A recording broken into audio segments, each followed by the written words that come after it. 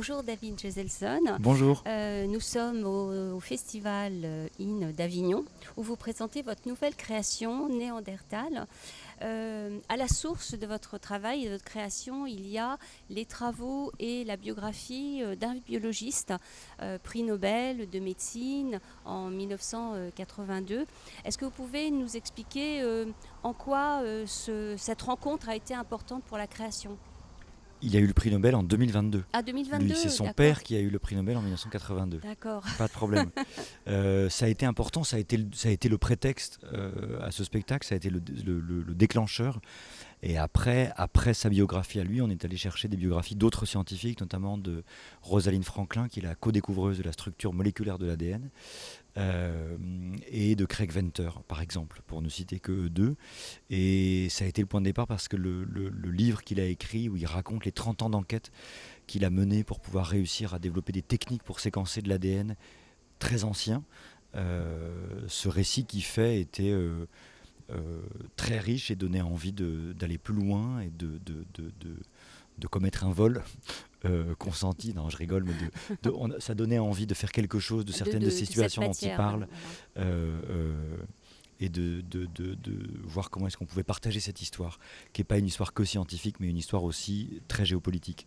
Parce que le spectacle s'appelle Néandertal, donc en fait au cœur de cette recherche, il y a l'idée d'aller chercher le génome vraiment très ancien de l'homme de Néandertal et d'essayer de voir à quel moment l'Homo sapiens s'est détaché en fait, de trouver un petit peu, de revenir aux origines.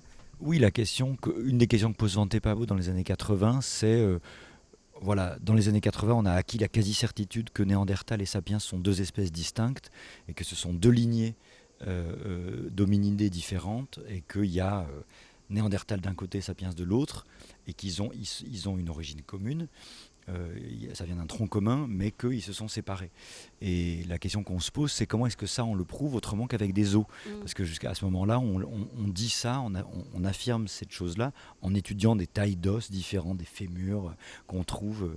On cherche des aiguilles dans une botte de foin, on en trouve. Et lui dit, mais si on avait accès à des preuves directes, en lisant l'ADN étant une encyclopédie, c'est l'encyclopédie du vivant, chaque être vivant a cette encyclopédie en lui, comme un plan. Et si on arrive à lire ce plan, alors on peut comprendre des choses sur comment est-ce qu'on est fabriqué. Et lui dit, je vais réussir à trouver, je vais comprendre d'où on vient. Évidemment, c'est un vœu pieux, c'est un vœu... voilà, il n'a pas résolu, bien qu'il ait trouvé à quoi ressemblait l'ADN néandertalien, comment on était apparu. On est apparu à force d'évoluer et on est passé petit à petit d'une forme à une autre. Ce qui est sûr, c'est qu'on n'est pas les descendants de Néandertal, mais qu'on s'est mélangé avec les Néandertaliens il y a 40 000 ans, et puis il y a 30 000 et 20 000, 28 000 ans avant qu'ils disparaissent. Voilà. Mais en fait, donc, votre spectacle, il faut bien le dire, c'est qu'avant tout, c'est une histoire intime, personnelle de 6 personnages, en fait, et à travers eux, effectivement, il y a cette thématique qui est là. Donc il y a le problème des origines dont vous parliez, mais en même temps, il me semble qu'il y a aussi le problème de la paternité. Absolument. Il se trouve que cet homme a été, on va dire, plus ou moins abandonné par son père à la naissance, et donc son père l'a pas élevé. Et nous, on se sert de ça pour en faire, on augmente la réalité. Dans la fiction qu'on construit, on raconte l'histoire d'un homme qui est complètement abandonné par son père. Et qui passe sa vie à chercher qui est le père, le sien et celui d'Adam et Ève, si Adam et Ève existent.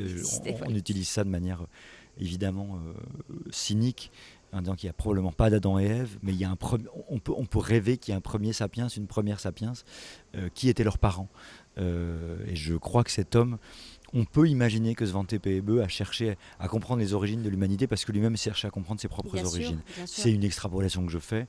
Mais il y a sûrement de la vérité. Et voilà, ça donne ce sentiment-là, quoi. Et encore une fois, dans votre travail, donc il y a l'intime et la petite histoire et la grande histoire, puisque vous avez aussi recours à des images d'archives. et notamment la question de la paix en Israël. Et ça aussi, il me semble que c'est un thème très important. Donc vous revenez sur des images d'archives du processus de paix enclenché avec Clinton, Arafat et Rabin. Et puis à un moment donné, vous aussi projetez le moment de l'assassinat de Rabin en 95, le semble-t-il, et qui a été un traumatisme, je pense, pour toute une population. Pourquoi c'est important Parce que cette histoire-là, elle est spécifique et en même temps, elle est emblématique de la question de la lutte pour le territoire, qui se passe dans plein de pays du monde, qui se passe encore aujourd'hui en Ukraine. De se dire, les Homo sapiens ont de tout temps combattu pour défendre des territoires. Mais à quel moment est-ce qu'ils se sont mis à se faire la guerre de manière complètement folle, et pourquoi? Et il y a toujours un moment donné où les sapiens ont légitimé leur présence sur un territoire au nom de différents types de mythes. Alors, il y a 5000 ans, on disait que c'était la déesse, je ne sais pas laquelle, qui légitimait ma présence grecque, assyrienne, babylonienne sur ce territoire.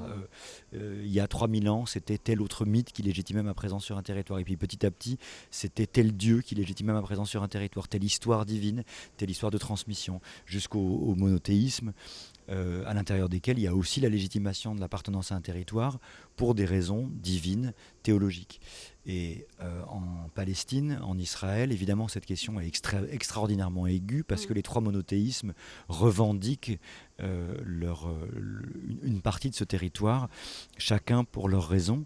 Et la biologie, pendant tout un temps, a couru le risque de dire oui, physiquement, on peut dire que vous appartenez à tel territoire, ça se voit.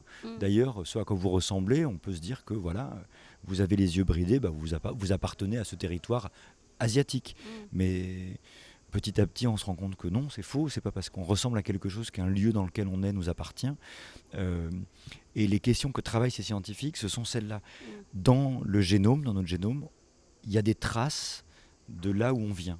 On peut comprendre, on peut retracer le parcours migratoire d'une population à travers son génome. Mais ça veut pas c'est pas parce qu'on est passé par un lieu que ce lieu est à nous.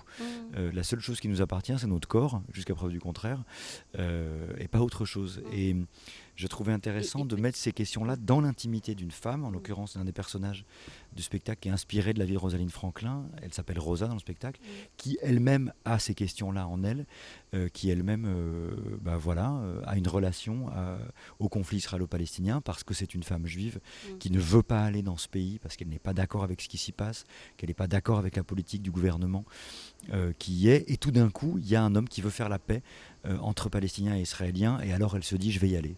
Mais cet homme se fait assassiner par un de ses coreligionnaires, par un juif extrémiste d'une secte messianiste qui est aujourd'hui proche du pouvoir.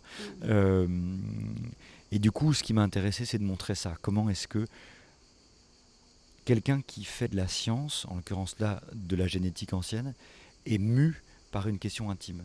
Et du coup, cette question intime, elle a une répercussion sur son projet scientifique et sur la géopolitique. Et du coup, voilà, ça a fait comme un tourbillon de possibles, quoi. Et est-ce que aussi, vous pensez, c'est peut-être un vœu pieux et idéaliste, mais est-ce que vous pensez qu'en expliquant peut-être l'histoire des hommes par la science, on éviterait de l'expliquer par les religions et par Dieu ? Non, je crois pas. Je crois avec le temps, il y a différents mythes et on se saisit des mythes qui nous vont bien. On se saisit des vérités scientifiques qui nous vont bien. La vérité scientifique, elle est toujours...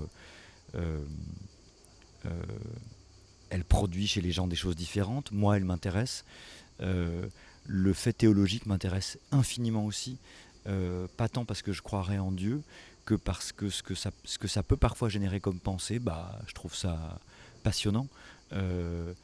Et voilà, c'est la subjectivité de chacun. J'ai pas envie de me positionner là-dessus très volontairement parce que je trouve que ce qui est beau, que ça soit dans la théologie, dans la religion ou dans le fait scientifique, c'est la possibilité que ça nous offre d'aller vers l'autre. Et tant que l'origine du mot religion, c'est relier, c'est religarer, c'est se relier les uns aux autres. Alors il se trouve que ça se fait parfois au nom de Dieu, au nom de récits voilà, avec lesquels on peut avoir plus ou moins d'acquaintance. Mais si on retourne au départ, il y a l'idée de se relier les uns les autres. Et moi, j'aime l'idée, dans la science comme dans voilà, la société dans laquelle on est, que tout ce qui est bon pour nous relier, eh bien, après, de manière... j'ai mes avis intimes là-dessus, et regarde que moi, mais je trouve que du moment qu'on a un mythe, on a une histoire qui nous relie, alors c'est peut-être...